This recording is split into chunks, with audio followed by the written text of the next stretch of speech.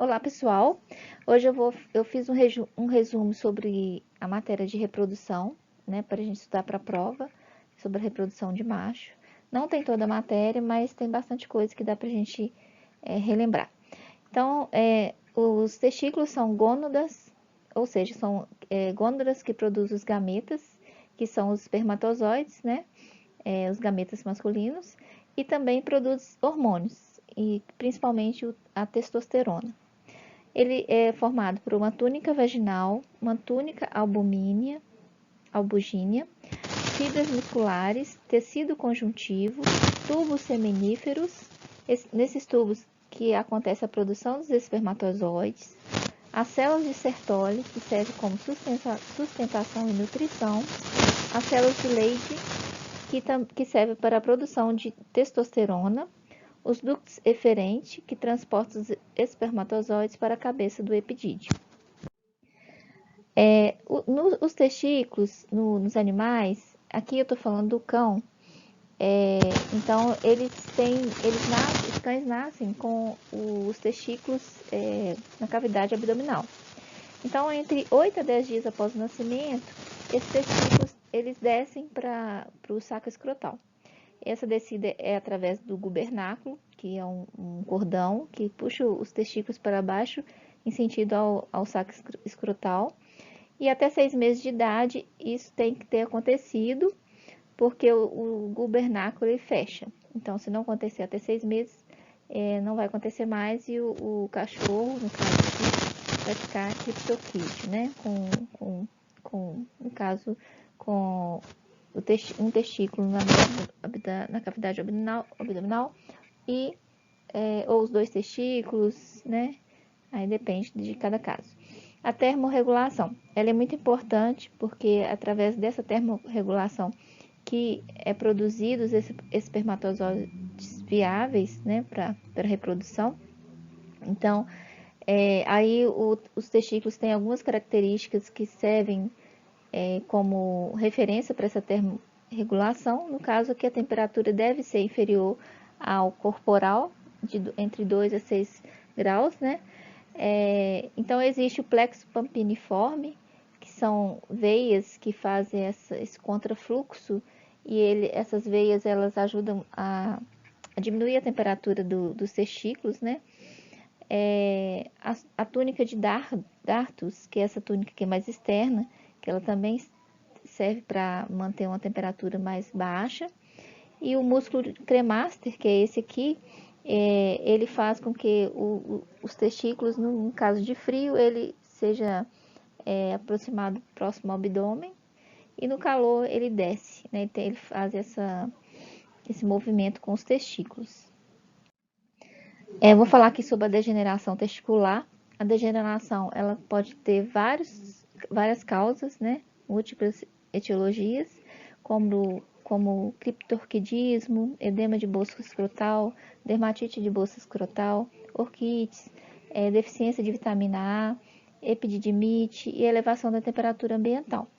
Então, aqui nessa foto, mostra no caso aqui, o epidídimo, ele todo inflamado, né? Edemaciado.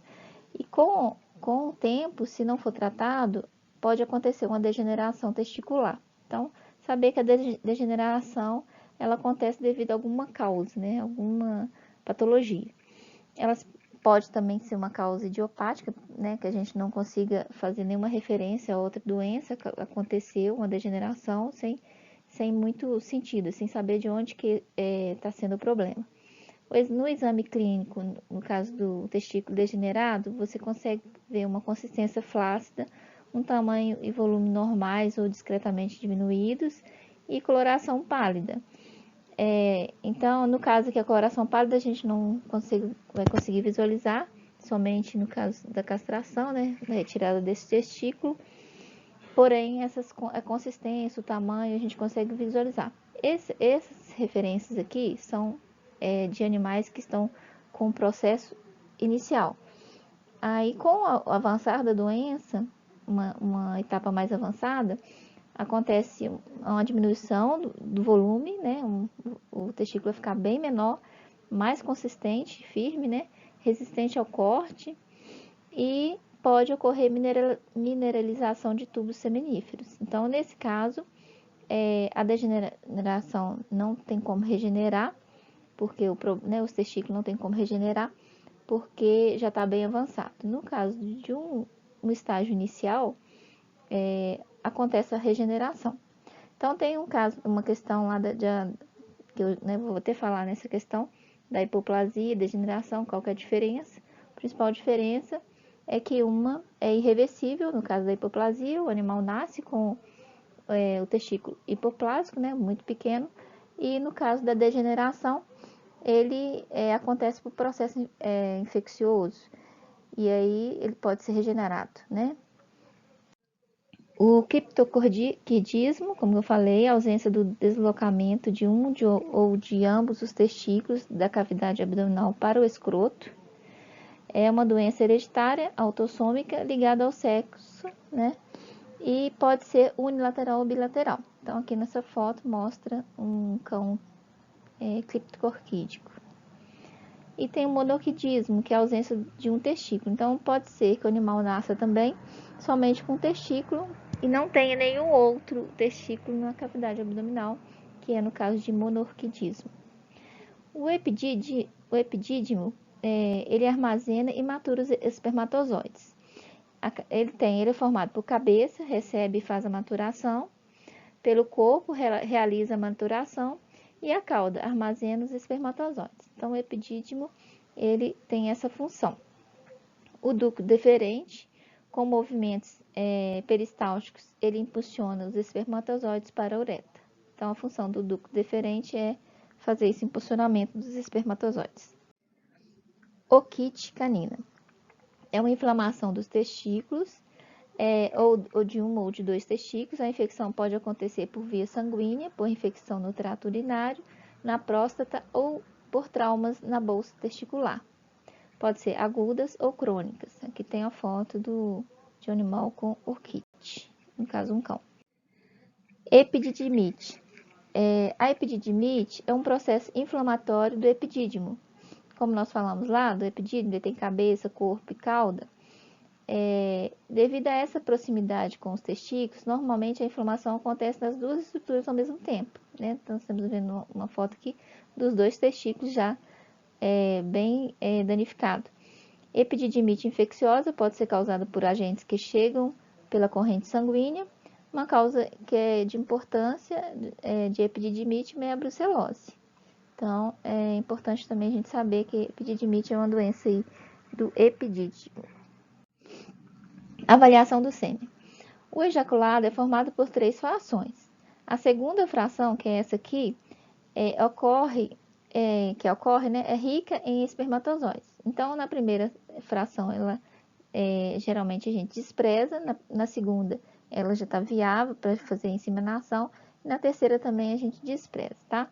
Nessa segunda avaliação, ela tem um volume, um bom volume, tem cor, tem motilidade espermática, progressiva, concentração espermática e presença de anormalidades morfológicas, sem presença, no caso da segunda.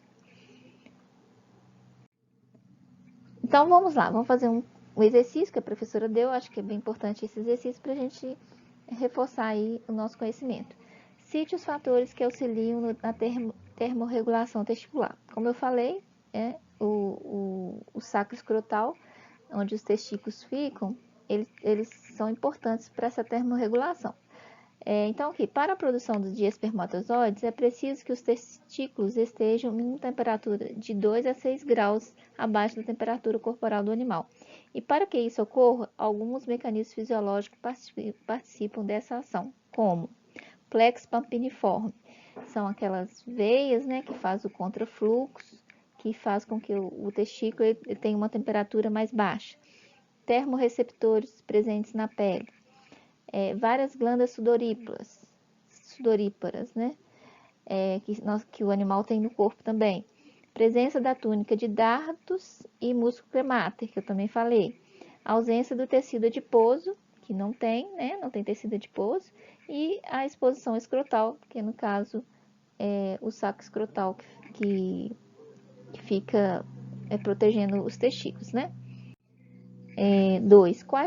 Qual é a definição de puberdade? Quais os fatores que influenciam a puberdade? Quais as diferenças do ejaculado de um animal na puberdade e o maturo sexualmente?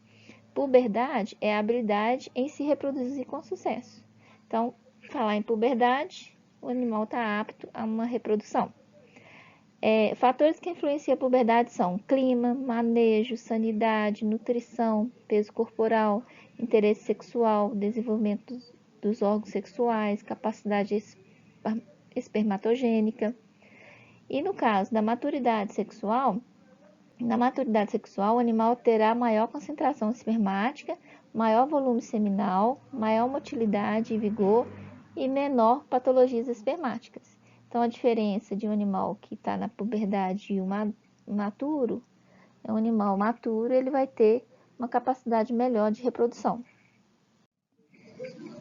Quais são os objetivos da espermatogênese? Quais são as fases da espermatogênese, maturação da espermátide? Os objetivos são promover suprimentos de gametas masculino no macho, ou seja, né, fazer a fabricação desses espermatozoides por meio da renovação de células troncos espermáticas e diversidade de gametas. Então, a professora sempre frisou lá que o maior objetivo é a diversidade de gametas. Se tem vários gametas, a possível fecundação, né, pode acontecer por essa diversidade. Então, as fases são fase de Golgi, fase de capa, fase acrossômica e fase de maturação. Então, os objetivos e as fases estão aqui. Quais são as etapas que o espermatozoide precisa passar para a fecundação? Então, o espermatozoide ele tem que passar pelo transporte imediato, que é a perda por refluxo, fagocitose, entrada na cérvix e no útero. Né? Então, após a ejaculação, né, dentro da cérvix, ele vai passar por esse processo. Quando ele entra na cérvix, acontece uma remoção de espermatozoides imóveis. No útero, inicia o início da capacitação, é uma fagocitose. Na tuba uterina, é o término da captação e hiperatividade. E a fecundação acontece em reação acrossômica, penetração do ócito pelo espermatozoide e formação dos pronúcleos. Cite as principais etapas para o exame andrológico de equinos e bovinos. Quais as principais diferenças? Então, em equinos e bovinos, o exame é bem semelhante. Não tem muita diferença. Exame geral, anamnese, histórico, exame especial. E a diferença que a produção espermática é influenciada pela estação do ano, no caso de equinos, né? É uma diferença do equino para o bovino. No bovino também, exame geral, anamnese, histórico, exame clínico. E tem uma diferença que nos bovinos tem o turbilhonamento, né? Devido a uma maior concentração de esperma. Além disso, os bovinos podem se utilizar o eletroejaculador, que é um processo aí para poder fazer essa captura dos espermatozoides, né? Então, basicamente isso. Então, vamos lá. Levando em consideração que foram contados 40 espermatozoides em um quadrante de câmara de Neubauer e 42 no outro quadrante, calcule a concentração espermática em ml da câmara de Neubauer, o número e o volume das doses inseminantes possível com sêmen fresco de garanhão, sabendo que, para a diluição do sêmen, 10 ml de sêmen foram diluídos em 1000 ml, 1 ml, né, mililitros, né, 1000 mililitros em 1 ml de solução de formol salino tamponada. Volume do ejaculado 30 ml, motilidade progressiva 60%, número dos espermatozoides na dose inseminante de 500 vezes 10 a 6, espermatozoide, motilidade progressiva. Então, esse aqui é o mais difícil, né, da matéria. Parece assim, é simples, mas parece ser difícil. Então, eu vou explicar aqui de uma forma que também não sei se está 100% certo. Não sei se vocês vão conseguir. Está certo o exercício, mas não sei se vocês vão conseguir entender da forma que eu vou explicar. Então, primeiro a gente vai... Aqui tem a fórmula, né? do exercício. Então, é o somatório dos espermatozoides dividido, contados, né, dividido por 2. Então, se lá informou que tem 40 espermatozoides mais 42, né? Então, a gente pega os 40 mais 42 dividido por 2, dá 41. Aí, joga na fórmula 41, que é o somatório aqui, e divide por essa continha aqui. Então, vai dar... Aqui nós temos metros e metros quadrados, né? Vai ficar metros cúbicos. Então, fazendo essa conta, multiplicando, você vai achar 41 dividido por 5.000 metros cúbicos. Para você achar o ml em metros cúbicos, você multiplica por 1.000. Então, você achou o ml. E aqui, no caso, você vai multiplicar por 30, que está lá no exercício, né? 30... Deixa eu ver se eu consigo voltar aqui. Não consigo voltar. Mas tá lá no exercício, vocês vão ver. 30, que vai ficar 6.150.000 espermatozoides ejaculados. Já é a resposta da B. 60% desse valor, aí vocês vão dividir sobre 10 a sexta, que é 500 milhões, se eu não me engano. Então, vai ser 60% desse, vai dar esse valor aqui, dividido por 500 milhões, dá 7,38. Como tem que ser doses, não tem como ser fracionado, tem que ser doses inteiras, ficaram 7 doses. Tá bem complicadinho de entender, mas vamos tentar, né, na hora da prova conseguir fazer. Como diferenciar a hipoplasia testicular de degeneração testicular? Então, é fácil, né, gente? Porque hipoplasia, o animal ele já nasce com essa doença, é uma doença congênita, hereditária, irreversível e não regenera, né? Então, basicamente é isso. A degeneração acontece devido aos processos patológicos generalizados, como estresse térmico, dermatite, periorquite, nutrição, agentes químicos ou físicos, né? E ela pode regenerar. Então, basicamente é isso. Uma pode regenerar, dependendo do estágio da doença. O outro é irreversível, é congênito, é hereditário, né? Então, gente, boa prova para vocês. E eu agradeço aí a atenção.